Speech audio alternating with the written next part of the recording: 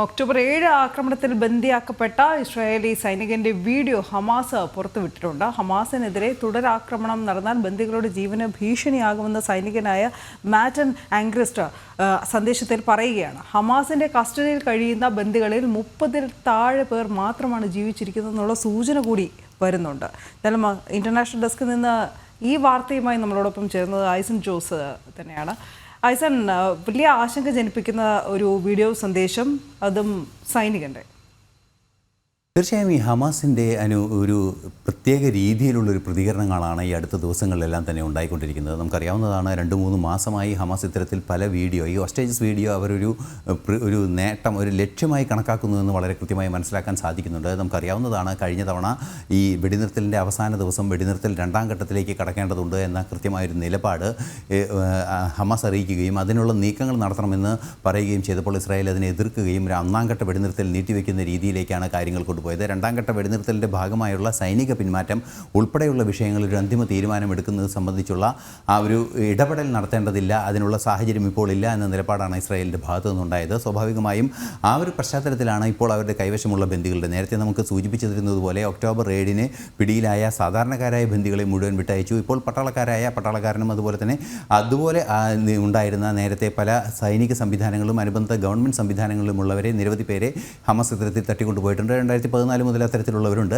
അക്കൂട്ടത്തിൽ ഒരാളാണ് മാറ്റൻ ആങ്സ്റ്റർ എന്ന് പറയുന്ന വ്യക്തി. അദ്ദേഹത്തിൻ്റെ ഒരു വീഡിയോ ആണ് ഇപ്പോൾ പുറത്തു വന്നിരിക്കുന്നത്. ബന്ദികളുടെ മോചനം സാധ്യമാക്കണമെങ്കിൽ 2ാം ഘട്ട വെടിനിർത്തലിലേക്ക് കടക്കണമെന്നൊരാവശ്യമാണ് അദ്ദേഹം മുന്നോട്ട് വയ്ക്കുന്നതായി, അല്ലെങ്കിൽ ആ ബന്ദിയായ ആ വ്യക്തി പറയുന്നതായി നമുക്ക് മനസ്സിലാക്കാൻ സാധിക്കുന്നത്. തീർച്ചയായും അതൊരു ഭീഷണിയുടെ സ്വരം അല്ലെങ്കിൽ ഒരു സമ്മർദ്ദത്തിൻ്റെ ഭാഗം തന്നെയാണ് എന്ന് ആ വാക്കുകളിൽ നിന്ന് നമുക്ക് മനസ്സിലാക്കാനും സാധിക്കുന്നുണ്ട്. കാലങ്ങളായി 511 ദിവസത്തോളമായി ബന്ദിയായി കഴിയുകയാണ്. അതുകൊണ്ട് തന്നെ ആ മാനസികമായ ആ ഒരു ബുദ്ധിമുട്ടെല്ലാം തന്നെ അദ്ദേഹത്തിനുണ്ട് എന്ന് നമുക്ക് മനസ്സിലാക്കാൻ സാധിക്കുന്നത്. 500-ലേറെ ദിവസമായി ബന്ദിയായി കഴിയുന്ന ഒരാളുടെ ഒരു മാനസികാവസ്ഥയിൽ നിന്ന് അയാളെ വെച്ച് മോചനത്തിനുള്ള അല്ലെങ്കിൽ ഇത്തരത്തിലുള്ള വിലപേശലിനുള്ളൊരു നീക്കങ്ങൾ നടത്തുന്നു എന്നാണ് മനസ്സിലാക്കാൻ സാധിക്കുന്നത്.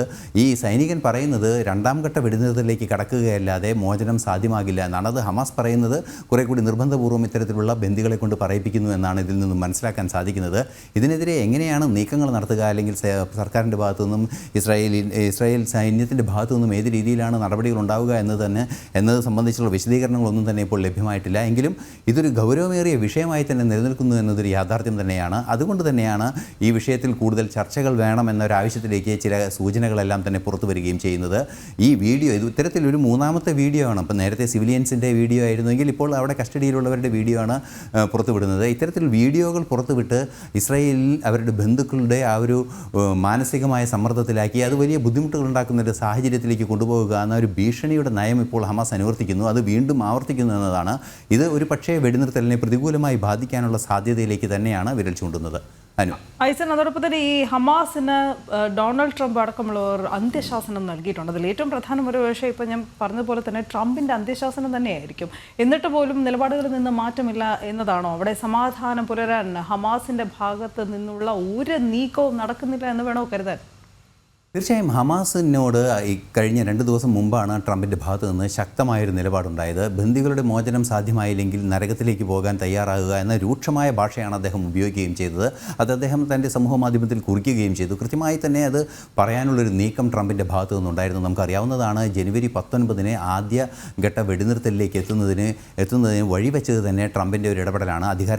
എത്തുന്നതിന് മുമ്പ് ബന്ദികളുടെ മോചനം സാധ്യമാക്കണമെന്നൊരു അന്ത്യശാസനം അദ്ദേഹം നൽകിയതിന് പിന്നാലെയാണ് അദ്ദേഹം അധികാരമേൽക്കുന്ന ജനുവരി 20-ന് തൊട്ട് തലേ ദിവസം 19-ന് ഈ സമാധാന ധാരണകൾ ഉണ്ടാകുന്നതും ഘട്ടം ഘട്ടമായി ബന്ദികളുടെ മോചനം അത്തരത്തിലുള്ള നീക്കങ്ങളിലേക്ക് ഈ അടുത്ത കാലങ്ങളിലായി, അതായത് ജനുവരി 20-ന് ശേഷം നമ്മൾ നൽകിയിരുന്ന വാർത്തകളുടെ എല്ലാ ഇസ്രായേൽ ഹമാസുമായി ബന്ധപ്പെട്ട വാർത്തകളുടെ എല്ലാം തന്നെ അടിസ്ഥാന പ്രശ്നം ഇത്തരത്തിലുള്ള ബന്ദികളുടെ കൈമാറ്റം, അതുപോലെ തന്നെ ഇസ്രായേലിൻ്റെ തടവിൽ കഴിയുന്ന പാലസ്തീൻ യുദ്ധക്കുറ്റവാളികളുടെ മോചനം, അതുപോലുള്ള പ്രശ്നങ്ങളായിരുന്നു. ഈ പ്രശ്നങ്ങൾ ഒരേ സമയം തന്നെ കൈകാര്യം ചെയ്യുന്ന വിവരങ്ങളായിരുന്നു ഈ അടുത്ത കാലങ്ങളിൽ പുറത്തു വന്നിരുന്നതെങ്കിൽ അതിൽ നിന്നൊരു വീഴ്ച വരുത്തുന്ന, അല്ലെങ്കിൽ അതിൽ നിന്ന് പിന്നോട്ട് പോകുന്ന ഒരു നീക്കം ഹമാസിൻ്റെ ഭാഗത്തു നിന്നുണ്ടാവുകയും വീണ്ടും ട്രംപിൻ്റെ ഒരു അന്ത്യശാസനം ഉണ്ടാവുകയും ചെയ്തിരിക്കുന്നതാണ്. അതിന് പിന്നാലെയാണ് ഈ ബന്ദിയുടെ ഇത്തരത്തിലുള്ള വീഡിയോകൾ പുറത്തു വരിക. അത്തരത്തിലുള്ള പഴയൊരു ശൈലിയിലേക്ക് ഹമാസ് നീങ്ങിയിരിക്കുന്നത്. കടുത്ത നടപടി ഉണ്ടാകുമെന്ന് കൃത്യമായി പറയുകയും മാത്രമല്ല ബെഞ്ചമിൻ നെതന്യാഹുവിൻ്റെ അമേരിക്കൻ സന്ദർശനത്തിന് പിന്നാലെ വൻതോതിൽ സൈനിക പിന്തുണ നൽകുന്നതിനുള്ള സംവിധാനങ്ങൾ ഒരുക്കുകയും എല്ലാം തന്നെ ചെയ്തിട്ടുണ്ട് ട്രംപ്. ഒരു പക്ഷേ വീണ്ടും ഒരു ശക്തമായ പ്രതികരണം, സൈനികമായ തന്നെ ഒരു പ്രതികരണം ഉണ്ടായേക്കാനുള്ള സാധ്യത ഒട്ടും തള്ളിക്കളയാനാവില്ല എന്ന് തന്നെയാണ് മനസ്സിലാക്കാൻ സാധിക്കുന്നത്. അനു. ശരി സർ.